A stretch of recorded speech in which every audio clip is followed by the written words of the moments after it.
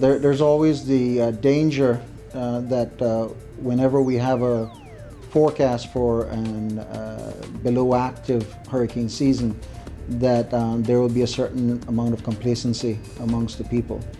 And so organizations like Hazards Management, Cayman Islands, and the National Weather Service have their work cut out for them to warn the people, but also to educate the people and encourage the people to stay active in their preparation for hurricanes and even the threat of hurricanes. Well, we're at the start of another hurricane season. Hurricane season run from 1st of June to the end of November. While it is predicted to be a relatively quiet season, we only need to get affected by one storm.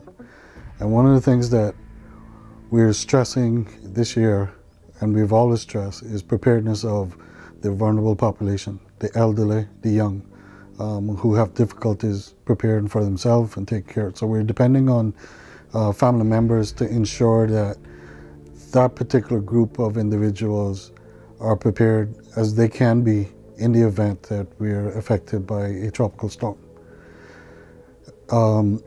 Sheltering is another major concern because of the size of our population and number of shelters that we have.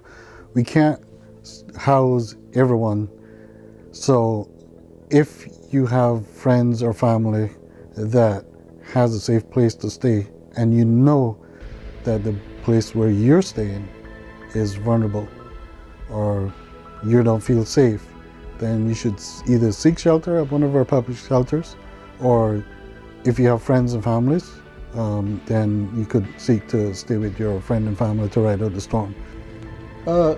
We've been working a while now on getting our weather radar in place.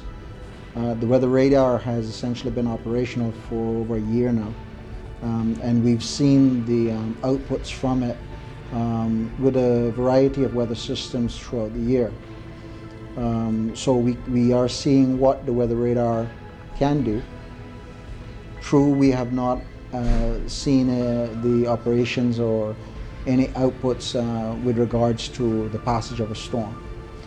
However, the staff have all gone through some extensive training with the weather radar, including 2-week training with the manufacturers of the radar last year. Currently, four of the forecasters are currently going through an assessment of competence. And a part of that course, it was a fairly intensive section on weather radar. So the staff, the forecasters, have all had quite a bit of radar training in the recent year in terms of seeing what the radar can do. And I feel very comfortable that the staff will be able to utilize this new tool to maximum effect. If you started your preparation and you're not quite sure exactly what you need to do to prepare, just log on to our website, caymanprepare.ky, and you'll find a lot of good information that would help you with preparedness, in addition to a list of supplies, a suggested list of supplies that you should have in your home in the event of a tropical cyclone. Let's get as prepared as we can be.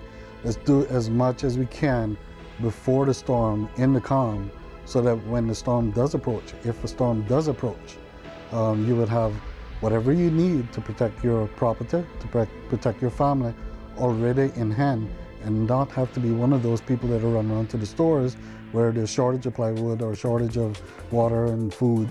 You would have already had yours and would have the peace to know that I'm prepared, storm is coming, I'm going to go home, close my door, and I'm ready for it.